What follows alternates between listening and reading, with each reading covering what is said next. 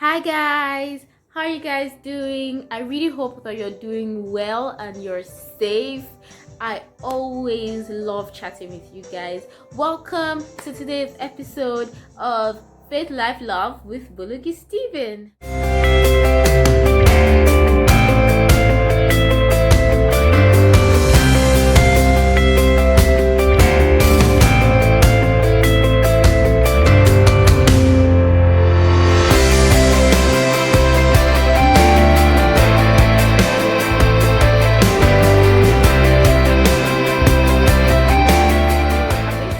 A three-part talk. We're talking about mentorship, and I broke it down to three parts. So today we will talk about who a mentor is and whether it's important to have a mentor. The second week or the second episode on this series will talk about how you can get a mentor, right? And how to handle a relationship with your mentor.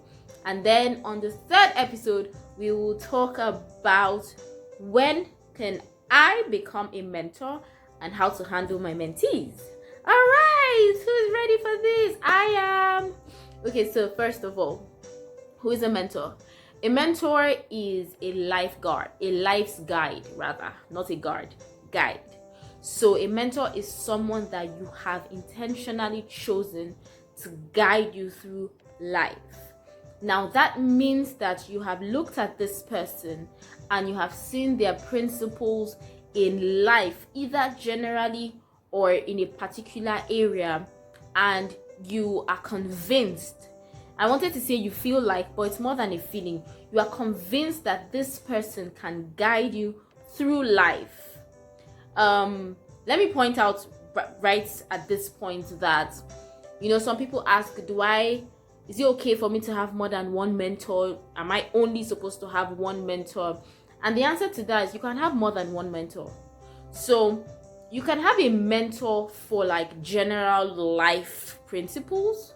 So this person is guiding you in your general life principles. This is somebody that will know almost every part of your life, right? The person will know about your career choices, even if this person is not in your career line, right? The person will know about your relationship choices, your church, where you serve, ministry, and all of that. The person knows you generally, right? Now, you might also have a mentor career-wise, right? So if you're in the legal industry, for example, you can have somebody in the legal industry that's in the legal profession that you've seen how this person carries themselves professionally. You've seen how this person has grown in the career. You see how this person does their work, engages professionally, networks, and you want this person to be your guide in your career. That person can be, your mentor career-wise. And then you can also have, a mentor for your relationship. If you're in a relationship, you and your partner can have a mentor. If you're married, your marriage, right? You and your husband or you and your wife can have a mentor that guides you guys in marital decisions and marital living, really. So yeah, that answers that question, right? So a mentor is somebody that guides you either generally or in a particular aspect of your life. Mentorship is intentional. It is not something that let's just see how it goes. No, you won't get the best of it. It is a relationship that is intentional. You are working at it intentionally. That goes to my next point, which is, that you should have a relationship with your mentor. I really believe that. I believe that, you can have people from afar that you watch and you just enjoy how they do what they do, right? Those people are more like role models. You're looking at them from afar, you're watching what they do, you're maybe reading their books, reading their posts. There is some form of guidance and mentorship that happens. But to get the best out of mentorship, I really believe that there should be a relationship, so that it is not just a one-way thing. You are relating with your mentor, and your mentor is also relating with you, right? So it's intentional.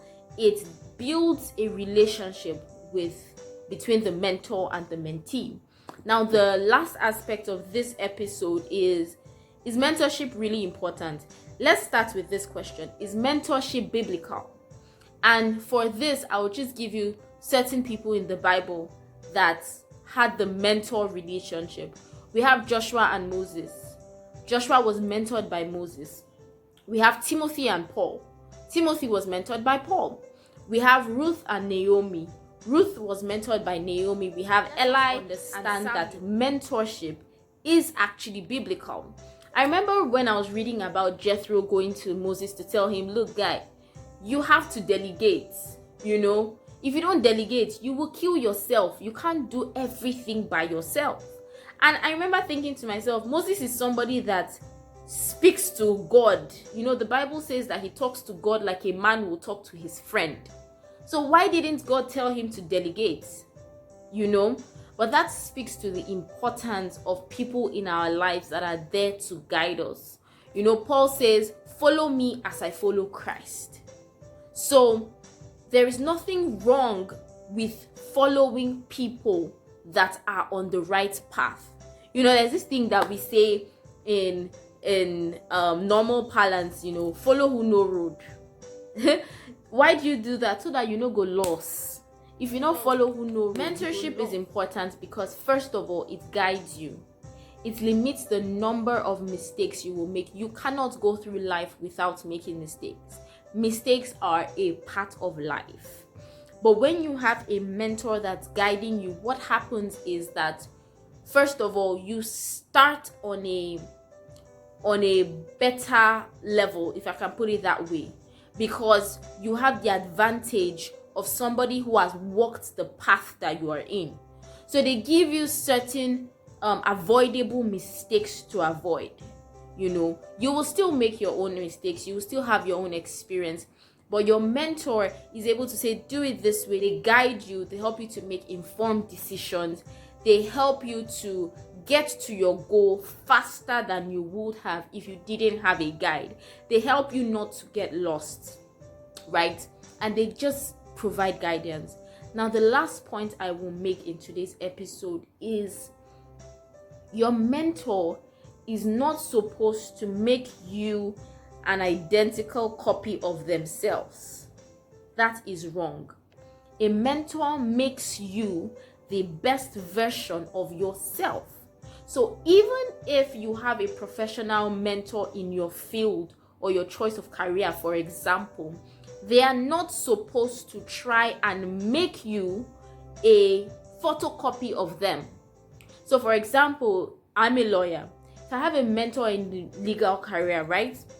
If the person is doing energy law, for example, I don't have to do energy law just because they're doing it.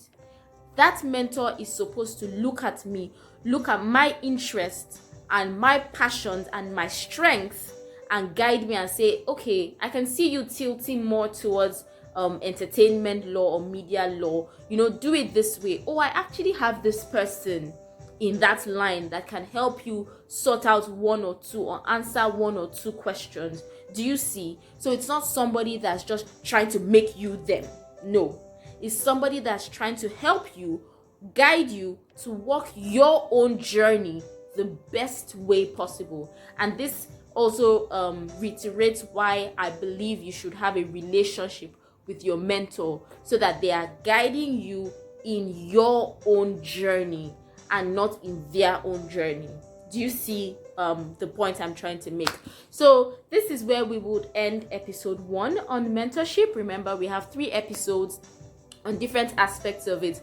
Don't forget to like, subscribe, share, and comment. If you have an experience with a mentor, if you have a point to make or a question to ask, feel free to engage in the comments and we'll address it.